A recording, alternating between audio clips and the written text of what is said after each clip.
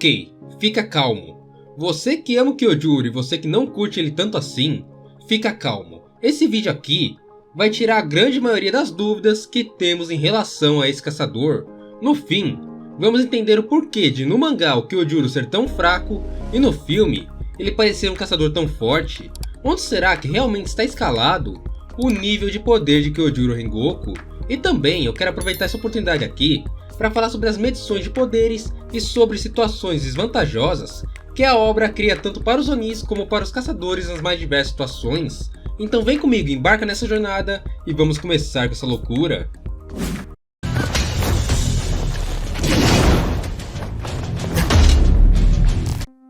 Quem exatamente é Kyojuro Rengoku? Antes de falarmos sobre tudo o que aconteceu no Trem Infinito e no seu duelo com a casa, vamos tirar algumas dúvidas importantes sobre o passado de nosso caçador.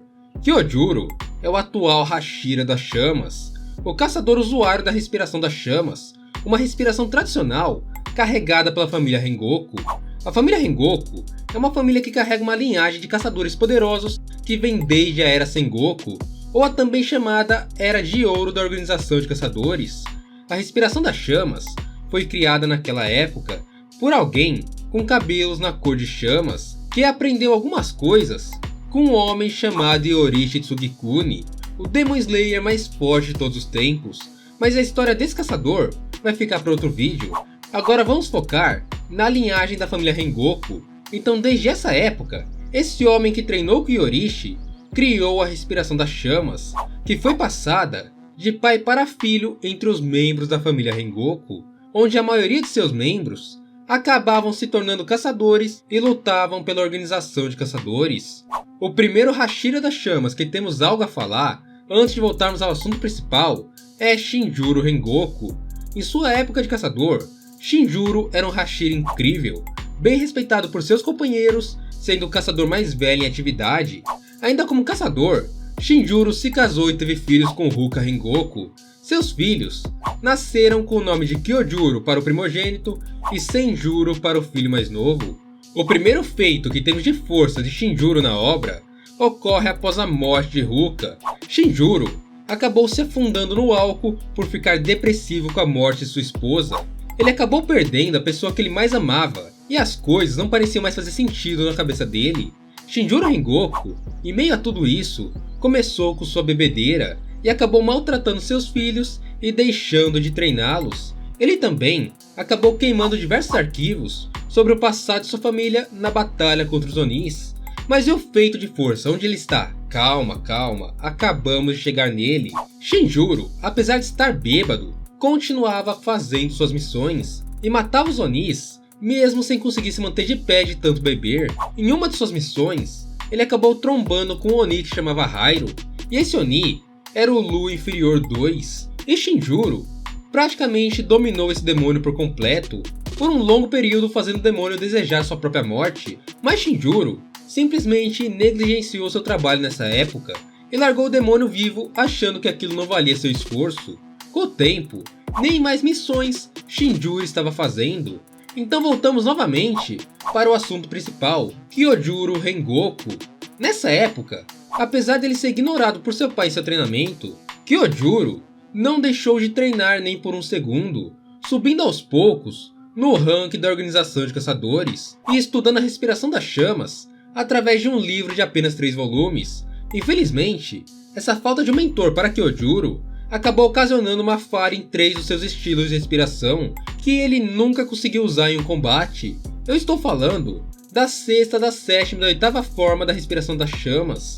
Após seu pai desistir do cargo de pilar e começar a passar os dias trancado no quarto, Kyojuro decidiu que esse aqui era o momento de ele honrar sua família e assumir a posição de Hashira das Chamas. Para isso, ele conversou pessoalmente com Kagai Ubuyashiki e se apresentou em frente aos pilares da época. Sanemi Shazugawa, que já era o Hashira do Vento nessa época, resolveu testar o caçador de Hankinoi que estava em sua frente pretendendo virar um Hashira, e Kyojuro conseguiu se proteger de todos os ataques do Hashira do Vento. Obviamente, o Sanemi não atacou para ferir o Kyojuro, e sim para testar sua força, e isso aqui acabou fazendo Kyojuro ganhar uma grande moral entre os outros caçadores de alto escalão. Após toda essa confusão, A maioria dos pilares, apesar de verem que Kyojuro era alguém talentoso, estavam ainda com o pé atrás em relação ao caçador de Hankinoi, e para sanar as dúvidas, Kagai Buyashiki deu a Kyojuro a missão de eliminar um possível Lua inferior que estava assombrando o local que seria a responsabilidade do Shinjuro. Kyojuro então partiu para essa missão para enfrentar a Lua inferior com um brilho no olhar de quem seria o novo Hashira das Chamas. Nessa missão, Kyojuro se encontrou com o mesmo Lua Inferior 2 que Shinjuro havia derrotado e humilhado há um tempo atrás, mas que acabou poupando a vida do Oni por negligenciar seu trabalho. Dessa vez, a luta foi bem mais intensa. Aquele Oni realmente era um Oni muito forte. Kyojuro acabou derrotando o demônio usando a 9ª forma da respiração das chamas.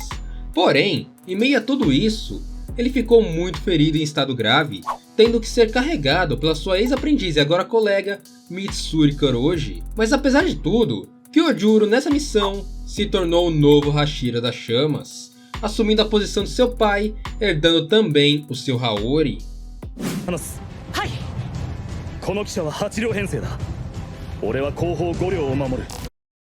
Agora chegamos ao maior arco de Kimetsu com a participação de Kyojuro, o arco do Trem Infinito, o arco que foi adaptado no filme Mugen Train Downfaltable.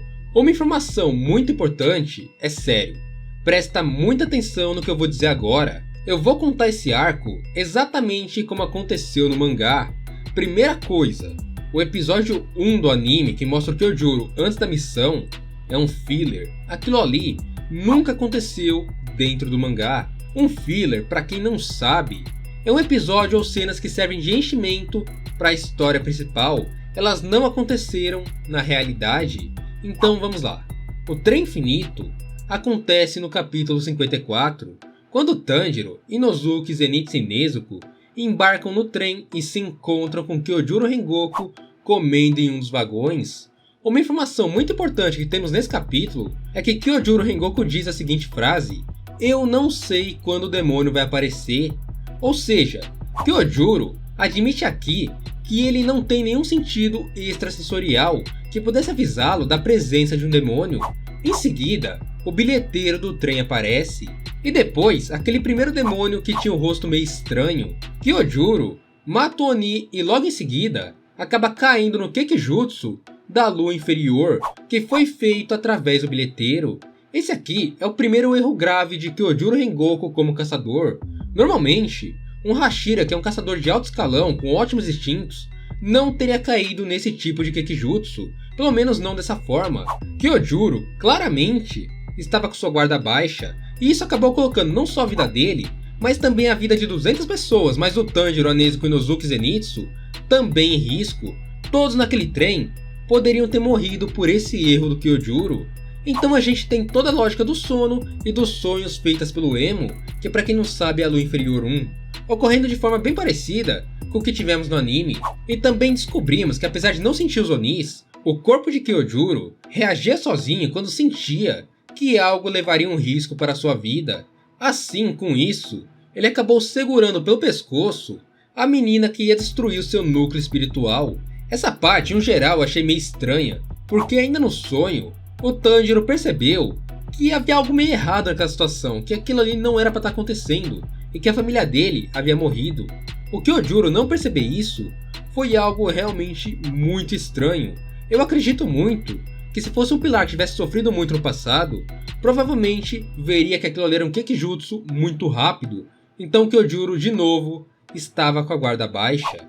Daqui em diante, Tanjiro, Inosuke e Zenitsu se livram do sonho e também do Kekijutsu do Emo. Emo enfrenta Tanjiro e acaba se fundindo com o trem, e Kyojuro só vai acordar depois de tudo isso, lá pelo capítulo 60. Eu só tô me perguntando até agora se o Kyojuro não queria dormir ali mais um pouco, sei lá, puxar uma cama e tal, porque, mano, dormiu muito. Comparado a todo mundo, ele dormiu demais. O Kyojuro então, quando acordou, criou a estratégia para o combate. Ele decidiu que ele, como Hashira das Chamas, protegeria 5 dos 8 vagões do trem, enquanto Zenitsu e Nezuko protegeriam os outros 3. Isso tudo para o Tanjiro e o Inosuke conseguirem matar a Lua Inferior. Galera, eu não sei se vocês prestaram atenção, mas por qual motivo o Kyojuro mandou exatamente o Tanjiro e o Inosuke matarem a lua inferior, quando ele mesmo, que era o Hashira, poderia ter feito isso com muita facilidade. Eu não achei essa decisão uma decisão tão boa por parte do Hashira das Chamas. Na minha visão, era muito melhor ele dividir os vagões em 3 grupos, os 3 à frente, os 3 de trás e os 2 do meio, enquanto Zenitsu e Nezuko protegeriam os 3 primeiros, Inosuke e Tanjiro protegeriam os 3 últimos, enquanto os 2 do meio seriam mistos para os 4 caçadores protegerem juntos, e o Kyojuro ficaria responsável apenas por derrotar a lua. O processo de derrota do Oni com certeza seria bem mais rápido, levando em consideração a força e a velocidade do Kyojuro Rengoku. Mas tudo bem, o plano funcionou no final, e o Tanjiro e Inosuke conseguiram derrotar o Emo, e a Lua Inferior 1 felizmente encontrou seu fim. Infelizmente, a falha do plano foi Tanjiro acabar conseguindo um ferimento grave em sua barriga. Bom, vitória dos caçadores. Não, só não. Agora temos a tragédia, e eu vou explicar como foi que isso tudo aconteceu no mangá, e o porquê dessa luta ter sido o maior erro da Ufotable no anime. Então, vamos à luta de Kyojuro Rengoku versus o Akaza.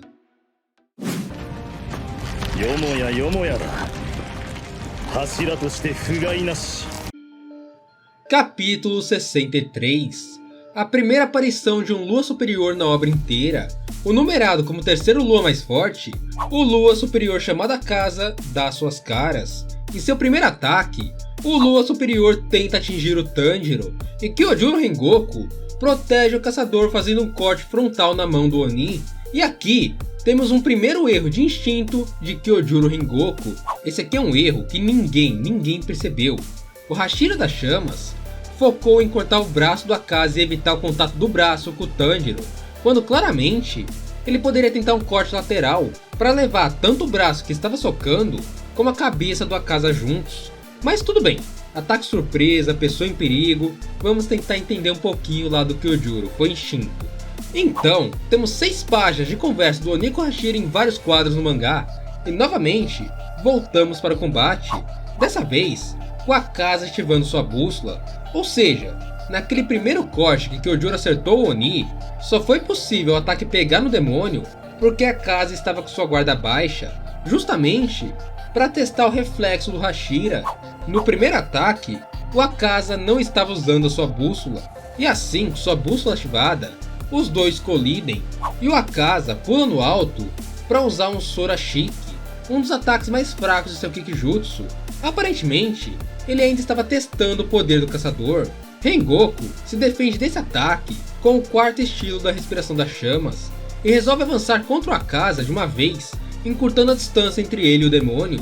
Assim, com uma passada usando a respiração concentrada, Kyojuro se aproxima do Oni com uma grande velocidade. Então, temos a primeira troca de golpes, de perto um com o outro. E sim, essa troca entre o caçador e o Oni realmente aconteceu, mas o Akaza não teve nem sequer um corte em seu corpo no mangá. Ele apenas sorria e pedia para Kyojuro virar um Oni, até que Rengoku usa a quinta forma de sua respiração, e Akaza responde ao caçador com um Hanshiki. Agora sim, o Akaza foi ferido. O Oni ganhou um pequeno corte na altura de seu peito, e Kyojuro, como resultado, perdeu um olho, quebrou costelas e ganhou ferimentos internos que causaram hemorragia. Sim, o Kyojuro ficou completamente quebrado com o ataque do Akaza. Rengoku resolve então continuar lutando e toma posição para a nona forma. Akaza acha incrível essa motivação do caçador em continuar batalhando mesmo em condições precárias, e abre um grande sorriso em seu rosto, se preparando para responder à nona forma de Rengoku com seu Jutsu Shiki Tenkai. Essa técnica ainda não é a técnica mais forte do Akaza, mas aconteceu justamente o que vimos no anime. Akaza enfiou sua mão na barriga de Kyojuro, entre nós, fazendo o Hashira das Chamas virar o Hashira da Rosquinha. Então temos aquela cena de Kyojuro batendo sua espada no pescoço do Oni e travando os movimentos do Akaza com sua barriga e uma de suas mãos. O demônio, de primeira, não parecia nem um pouco desesperado. No mangá, a sensação que passa pra gente é que o Akaza tá mais ou menos assim: nossa cara, você é bruto, hein? Nossa, vira um Oni aí, pô, vem treinar comigo.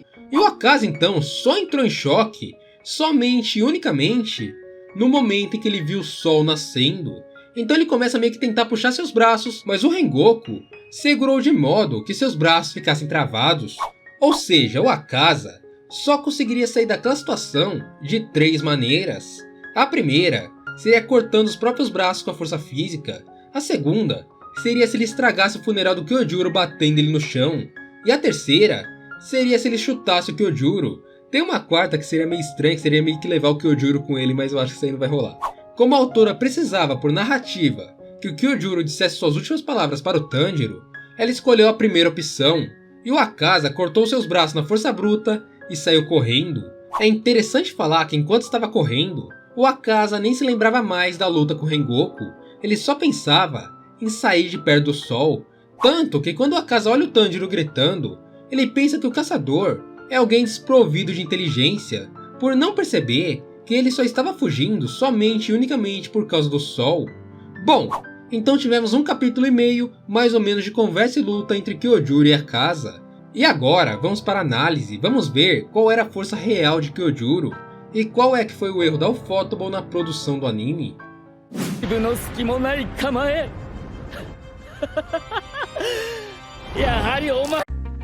Bom, como eu disse anteriormente, Kyojuro durou cerca de um capítulo e meio contra o Akaza, e isso é um feito grande? Bom, nem tanto. Por que não é um grande feito? Porque na sequência da obra, temos pelo menos 5 feitos, bem maiores que esse, feitos por caçadores não marcados. O primeiro feito é de Tengyozui, o Hashira do som, que mesmo estando envenenado, com um veneno mortal que mataria o Hashira em poucos segundos, lutou por uma noite inteira e ainda eliminou o Lua Superior 6. Isso ocorreu do capítulo 85 até o capítulo 94, ou seja, quase 10 capítulos batalhando com uma Lua Superior com a parte física praticamente destruída. O segundo é de Gil Tomioka, que aconteceu no capítulo 148, justamente contra o Akaza, onde vemos em poucos quadros o Gil parando completamente um Hanshiki do Akaza, que é uma das técnicas mais poderosas do Oni, e também vemos o Hashira da água obrigando o Akaza a usar seu estilo com as pernas, e depois de conseguir se defender de tudo isso com sucesso, o Gil voltou para o combate apenas com uma dor nas costas. Cara, bizarro. O terceiro feito foi feito por Sanemi Shinazugawa contra o Kokushibo, que é a Lua Superior 1, onde sem marca, ele enfrentou o demônio mais forte do capítulo 166 até o 168, e fez o Oni sacar sua espada e se defender de diversos golpes. O quarto feito aqui que eu quero citar é o de Gyomei Himejima, que apesar de não ferir a Lua Superior 1, conseguiu quebrar a espada de Kokushibo sem usar a marca no capítulo 169. Por fim, tivemos também o feito de Obanai Guru, conseguindo desviar e ajudar os pilares no duelo com Muzan por um grande período sem a marca do caçador. E esses foram feitos bem maiores do que os feitos que Kyojuro demonstrou em sua principal luta contra a Lua Superior 3. A Ufotable, na luta do Trem Infinito, fez algo extremamente bizarro.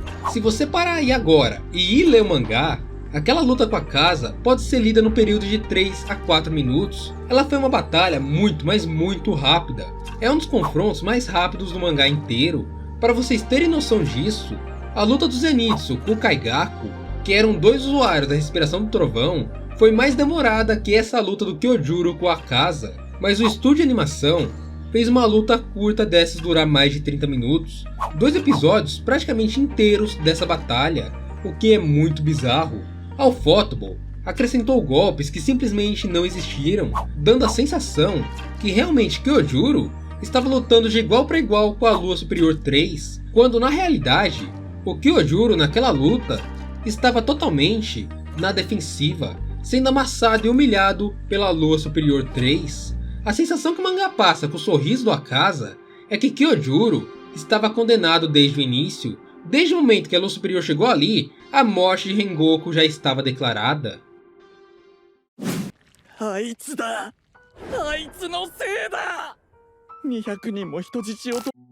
Ok, falei, nem sei quanto tempo vai dar esse vídeo, mas só agora vamos definir qual posição Rengoku ficaria entre os Hashiras. Para definirmos as posições de Kyojuro no ranqueamento dos Hashiras, temos 2 coisas muito importantes que a autora disponibilizou para os fãs no fanbook oficial de Kimetsu no Yaiba, que foi escrito pela própria Koyoharu Gotoji, que para quem não sabe, é a autora de Demon Slayer. Então as informações que eu vou trazer agora, nesse exato momento, são canônicas, são reais, foram escritas pela autora, então são fatos absolutos. A primeira coisa é o rank de força. Gotoji apresenta os pilares em 5 ranqueamentos. O primeiro ranqueamento é insanamente forte, onde ela coloca somente Gyomei Himejima. Em segundo, muito forte, onde ela coloca Tengen Uzui. Em terceiro, temos os fortes, onde ela coloca o Rengoku, o Sanemi, o Tomioka e a Mitsuri, e diz que esses 4 possuem força física equivalente. Em quarto, temos o ranqueamento de força normal, onde ela coloca o Hashira da Neva Muichiro Tokito. Em quinto, temos o meio fraco, onde ela coloca o Obanai. E por último, temos a Shinobu como a mais fraca de todos os Hashiras. Uma curiosidade em relação a esse rank é que a Gotoji diz que Tanjiro ficaria provavelmente acima do Obanai, porém abaixo do Tokito, um meio termo entre os dois. Nesses ranqueamentos, também temos o ranqueamento de velocidade da Gotoji, onde os Hashiras foram classificados da seguinte forma. O primeiro é Tengen Uzui, sendo o Hashira mais rápido, seguido por Sanemi, Himejima, Shinobu, Kyojuro, Gyu, Mitsuri, Tokito e Obanai. Só lembrando que todos esses ranks foram feitos com os Hashiras em suas formas bases, sem contar a marca do caçador. Então vamos lá, Rengoku, em um rank sem marca, poderia ser facilmente colocado como o 5º Hashira mais forte, de forma bem tranquila. Porém, quando vamos para um ranqueamento considerando a marca do caçador, temos Kyojuro perdendo suas posições para todos que estavam abaixo dele que despertaram a marca. Quanto ao Tengen Uzui, Kyojuro fica abaixo dele em diversos quesitos, principalmente velocidade, força, resistência e experiência, como podemos ver pelos próprios ranks da Koyoharu Gotoji.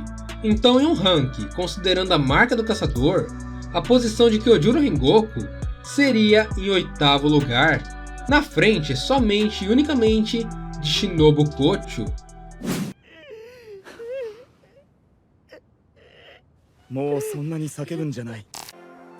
Eu quero aproveitar esse vídeo também para falar sobre o jeito que Kyojuro enfrentou a casa. Pra mim, essa maneira de tentar enfrentar o Oni meio que de frente, em uma curta distância, não foi a melhor escolha do Hashira das Chamas.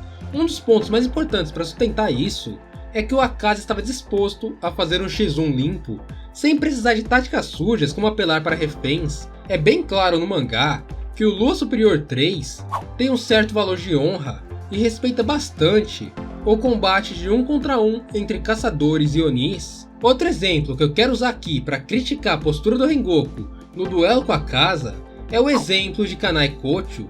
Kanai teve tanto azar quanto Kyojuro. Ela teve, antes de sua morte, um X1 limpo com o Lua Superior 2, ou seja, um Lua Superior com um rank maior que o Akaza, e esse confronto entre a Hashira da Flor e o Doma é descrita como uma luta longa que durou grande parte da noite. Kanai sabia que não venceria o Doma, ela tinha total certeza que acabaria morrendo para aquele demônio, então a estratégia dela na luta foi focada no futuro da organização de caçadores e principalmente sua irmã. Kanai lutou juntando informações ao ponto de entender que o Doma tinha uma séria cisma com mulheres e também de que Shinobu, por causa de seu porte físico, não seria capaz de derrotar aquele demônio. Kanai passou por tudo isso e juntou várias informações justamente para entregar todas elas à sua irmã e de forma muito clara, que foi justamente o que deu origem ao plano que ocorreu para a derrota do Doma lá no Castelo Infinito. Talvez, se o Kyojuro Rengoku tivesse procurado os pontos fracos da casa no combate, ele teria sido muito mais útil para a organização de caçadores do que realmente foi. Eu gostava.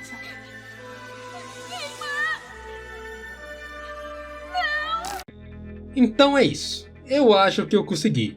Eu consegui pôr todos os pontos sobre Kyojuro Rengoku em um mesmo vídeo. História, passado, presente no mangá e poder de batalha. Eu espero sinceramente que vocês tenham gostado. Deu muito, mas muito trabalho para fazer esse vídeo. E se você gostou e chegou até aqui, deixa aqui nos comentários, #Rengoku, que eu vou estar lendo e dando coraçãozinho. Obrigado de coração por ficar até aqui. Te vejo no próximo vídeo. Um beijo, abraço e Falou!